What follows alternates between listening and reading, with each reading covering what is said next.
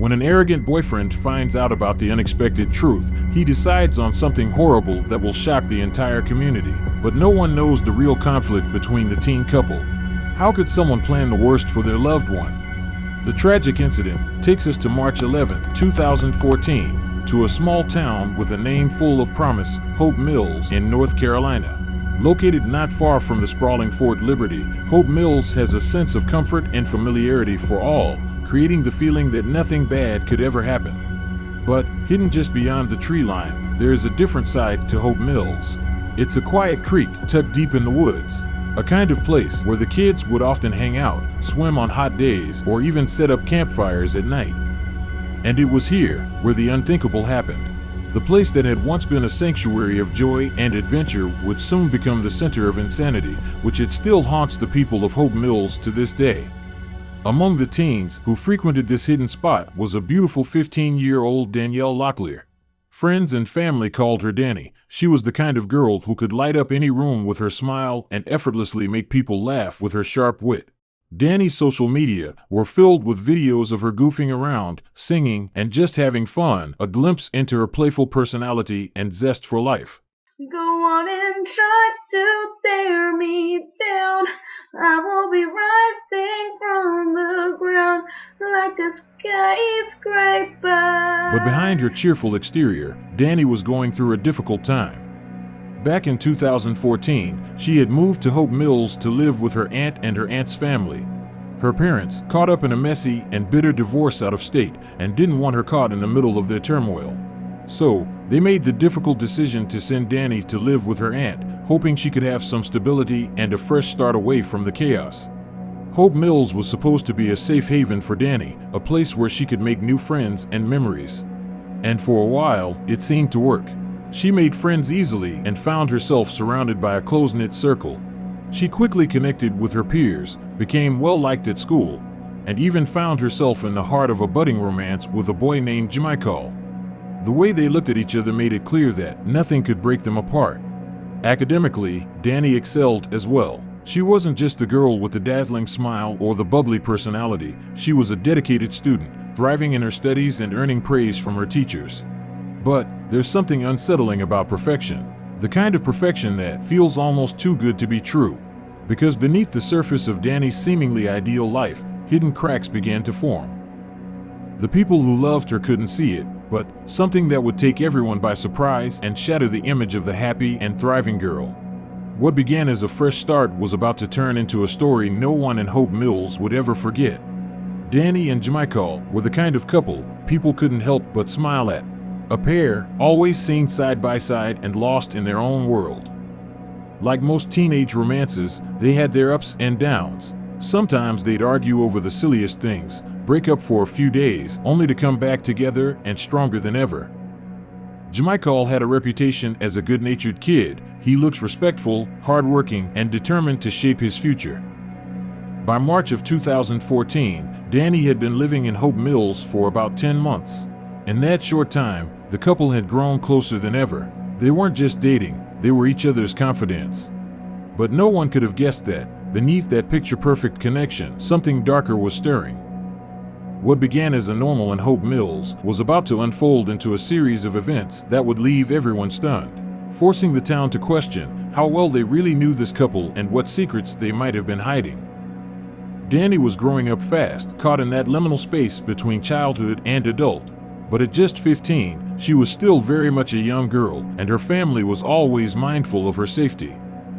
On March 10, 2014, her aunt and grandmother had to leave for a couple of days, so they didn't feel comfortable leaving on her own. And they agreed to stay with her grandfather, who would keep an eye on her until they returned. The next evening, March 11th, everything seemed normal. Danny, in her usual cheerful manner, told her grandfather, "I need to run over to my friend's place and drop off a notebook. I'll be right back." Her friend lived a couple of houses down the street, just a quick 2-minute walk. But as the minutes stretched into an hour and then another, her grandfather started to worry. Danny hadn't come back. The short trip that should have taken no time at all had turned into a long, anxious wait. Worried thoughts started swirling in Danny's grandfather's mind when he reached out to her friend's home. Danny hadn't been there at all. What could have happened in just a matter of minutes? As the time ticks in Hope Mills, a dark cloud of uncertainty settled. What was supposed to be a quick trip had turned into something far more sinister. But still, nobody knows what just happened, and this was only the beginning of a mystery that would upend everything that her family and friends thought they knew.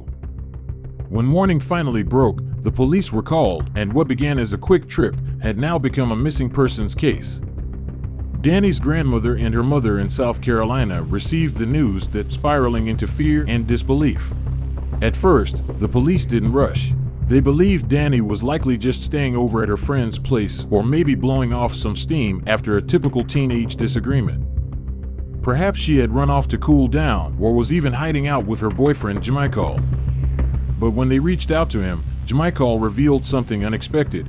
He said he hadn't seen Danny in days. In fact, he told them that they had recently broken up. So, where was Danny? As the family scrambled for answers, they realized something they hadn't known before. On March 10th, the day before she disappeared, Danny hadn't shown up to school. No one in her family was aware that she had started skipping classes. And in Hope Mills there was the creek, a mysterious spot whispered among the neighborhood teens. Everyone knew that kids hung out there to escape from prying eyes and get up to things they'd rather keep hidden. Desperate for any lead, the family pleaded with Danny's friends to help them find this hidden spot. Finally, one teen agreed to take them there. The deeper they ventured into the woods, the more unsettling the atmosphere grew. Further on down the creek among the fire pits, there was a clothings just all sorts of teenagers leaved it around, and they also found something even more worrying. A single sock. It was her night sock, one she would have been wearing as she was getting into bed. And they also saw the text etched into the soft dirt near the river edge. The written text and Danny's sock made their hearts pound with dread. What happened to Danny here? Had she left another message behind, a silent plea for someone to find her? No one knew for sure, but standing at that isolated creek, the weight of uncertainty pressed down. The serene beauty of the creek felt like setting of something far darker and more terrifying. As rumors began swirling, a schoolmate named Angel quickly became a person of interest. However, after an initial investigation, he was ruled out. His alibi checked out perfectly. As more time slipped by with no sign or clue, the tension mounted. Her family was interviewed extensively, the grandfather who was supposed to be keeping an eye on her, the aunt who'd taken her in, all questioned, and all eventually cleared. The police were running out of leads, and the search for Danny stretched on for days. Investigators searching for the teenager held a press conference just a few hours ago. Brian Mims was there. And Brian, what are they saying about the circumstances surrounding this girl's disappearance? What they're saying is the circumstances are a mystery. Hope Mills police are working with Fayetteville police, sheriff's deputies, the FBI. It's a task force of about 50 law officers to figure out what happened to this girl and where she is. With nothing else to go on, their attention turned back to the one person who'd been closest to her, Jamichael. Despite the breakup, their connection had been intense, and the police wanted to know if there was more to the story. Jamichael described himself as a laid-back guy. Danny's has more extrovert, vibrant personality. To anyone who knew them, they seemed like a matched pair, opposites that complemented each other. Still, relationships can be complicated, especially at that age, so the police decide to investigate more. Jamichael mentioned that he might have an idea where Danny had gone, but he insisted he wasn't with her that night. He claimed to have been at home with his mother and a friend. The police didn't leave any stone unturned when it came to Jamichael. They combed through his phone records, and everything matched up perfectly. His texts showed he was at home, and cell tower data confirmed it. There were no messages exchanged on the night she disappeared. Adding to that, he lived nearly 30 minutes away and didn't have a car, making it unlikely he could have made the trip. Jamichael seemed genuinely worried about Danny. He even joined in the search efforts, walking the same woods and creeks with the group. With nothing suspicious turning up, police decided to shift their focus elsewhere, to the school and Danny's classmates. If she hadn't been at home or with Jamichael, maybe someone at school knew something. It wasn't long before a new name entered the investigation: Derek. He claimed to be one of Danny's closest friends, calling himself her best bud. But when investigators asked around, no one seemed to know much about this supposed friendship. There were also whispers spreading through the school, or rumors that Derek might have asked Danny out on a date and didn't take it well when she turned him down. Some students suggested that he'd been acting strange, hinting that he might have lured her into the woods to confront her. But when police brought him in for questioning, Derek's story didn't line up with the gossip. He shrugged off the accusations, saying he barely knew Danny and insisted they were just casual friends. It seemed like everyone had a version of what might have happened to Danny, but no one had the whole truth. As the investigation continued to unfold, a surprising piece of evidence emerged. Danielle's phone had last pinged near the I-95 highway, and it showed she had been moving fast, most likely in a car. But the signal had disappeared suddenly, leaving the authorities in a state of unease. The vast road runs along the entire East Coast, from Maine down to Florida, and the implications were staggering. If she had indeed gotten into a vehicle, she could be anywhere by now, and the thought of her either having run away or possibly being kidnapped loomed heavily over the case. Determined to track down every lead, the police decided to search Derek's home, hoping to find something that could connect him to Danny's disappearance. What they found there sent a shiver: a burn pit in the backyard, alongside a shovel and knives, all with what appeared to be bloodstains. For a moment, it seemed like they had finally stumbled upon a significant breakthrough, something that could tie Derek to the case. However, just as quickly their hopes had risen, it came crashing down. After further analysis, it turned out the stains were not blood at all, they were paint. Derek had a reputation as the bad boy in the school, but the truth was, he wasn't the criminal mastermind as some had speculated. Instead, he was just a guy who claimed to be best friends with everyone. On April 2nd, 2014, 3 long weeks after Danielle had vanished, a call came through that would shatter the fragile hope. It was from an off-duty detective. He spotted something unusual floating in the water. When he pulled over for a closer look, he realized that it was a human body. As the authorities rushed to the river, it was quickly confirmed to be Danielle's. She was still wearing the same clothes she had on the day she disappeared. The realization hit like a punch to the gut. She had been in the river, her fate sealed beneath the surface. The gruesome details began to emerge as the investigation progressed. Danielle had been tied to cinder blocks, which weighed her down in the depths of the river. The coroner's report later revealed that she had died from strangling, a horrifying end for the vibrant young girl who had once filled her friends with laughter and light. Among the chilling discoveries, investigators found a sock lodged in her mouth, matching the other sock that had been located at the creek search. It painted a haunting picture of her last moments, raising more questions than answers. Who could do such a horrifying thing?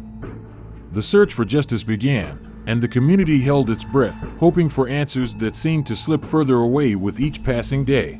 As investigators pieced the timeline of events, something sinister likely happened at the creek. This quiet, secluded spot had become the backdrop for Danielle's tragic story. How did she end up there, 30 minutes away from that fateful place? That distance was significant, particularly because it was also the same distance to Jamichael's house. The irony wasn't lost on the investigators. The very person who had once held Danielle's heart lived just a short drive away from where her lifeless body had been discovered. In their relentless pursuit of the truth, the police delved into the text messages exchanged between Danielle and Jamichael in the days leading up to her disappearance. The messages were harsh, filled with cruelty and veiled threats, painting a stark contrast to the innocent love they had once shared. The tone of those texts raised urgent questions. What had happened between them that could turn affection into hostility? Had Jamichael been harboring darker feelings? Or was he simply reacting to the tumult of their teenage relationship? With each new detail, the investigation took on a new urgency. But with each twist and turn, the path grew darker and more complex. As they exchanged texts, Danielle struggled to reach out to Jamichael. Despite her efforts, he was pulling away and had blocked her. But Danielle was found many ways to circumvent his blocks, even resorting to using her friends' phones to send messages, desperate to tell him something. Through the relentless search, investigators had stumbled upon a shocking discovery. The very cinder blocks that had bound Danielle's body were found at Jamichael's home, along with the same type of rope that had been used to tie her down. Jamichael staunchly denied any involvement in Danielle's disappearance, maintaining his innocence even as the weight of the investigation loomed over him. Despite the incriminating findings, the police faced a frustrating roadblock. Jamichael had a solid alibi, making it impossible to arrest him based on this evidence alone. As the investigation continued to unfold, new layers of confusion and uncertainty emerged. Despite the incriminating evidence, both his mother and grandmother stood by him, asserting that they simply assumed he was home that night, but they hadn't actually seen him. This shaky alibi did little to quell the suspicions swirling around him. Adding to the complications, his friend, who had initially provided an alibi, refused to cooperate with the police, leaving crucial questions unanswered. But just when it seemed like the case might stall, Jamichael unexpectedly walked into the police station. His demeanor was different from before. With a heavy heart and a weight on his conscience, he decided to confess. The truth spilled out in a torrent, painting a picture of a night that had spiraled out of control.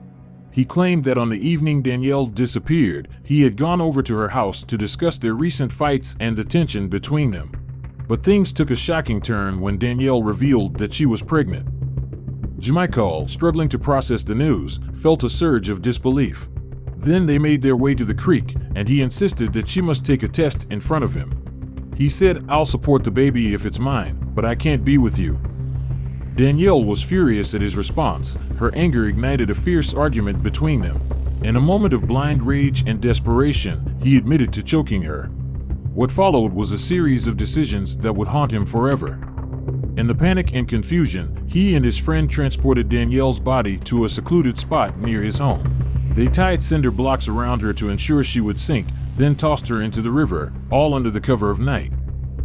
He chose that location deliberately, knowing he could return home quickly and slip back into his home. As he recounted the harrowing details of that night, the weight of his confession hung in the air like a thick fog.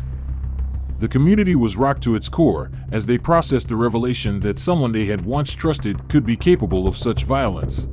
In a shocking turn of events, the texts sent from Jamichael's phone were soon revealed to be scheduled messages. With mounting evidence and the weight of their confessions, Jamichael and his friend Dominic were arrested. As the story continued to unfold, questions loomed large. Why had he chosen to take her to that secluded creek? And why would he go to the lengths of scheduling his texts to create a false alibi? The mystery deepened when investigators confirmed one critical detail: Danielle was not pregnant at all. This revelation cast a shadow over Jamichael's narrative. Was the claim of her pregnancy just a desperate attempt to justify his actions? Or was it a moment of confusion in the heat of the argument? Jamichael ultimately pleaded guilty to second-degree murder and sentenced to 25 to 31 years in prison. His friend Dominic, who had been swept up in the events of that night, received a sentence of 6 to 8 years in prison. As the gavel struck, the reality of the situation began to sink in for everyone. The lives of two young men, once filled with promise, had been permanently altered by a single tragic night. And for Danielle's family and friends, the pain of loss would linger long after the courtroom. I can't watch my baby get her high school diploma. I cannot watch her get married. That's the only one I can't even have any more children, Jamichael. And you took that away from me. You ripped out my soul. I know there's nothing I can do there or I can say that's going to bring her back. But I do want to apologize for the actions that I made. You know, sorry doesn't cut it, but I do want to say I'm truly sorry. When families and friends searching Danielle, Jamichael was there to support, and one family member couldn't shake the feeling that something was off. And in a moment of instinct, she snapped a picture of him. In that single frame, Jamichael looked suspicious, totally in his head, which he exactly knowing what he did to the beautiful and innocent young girl.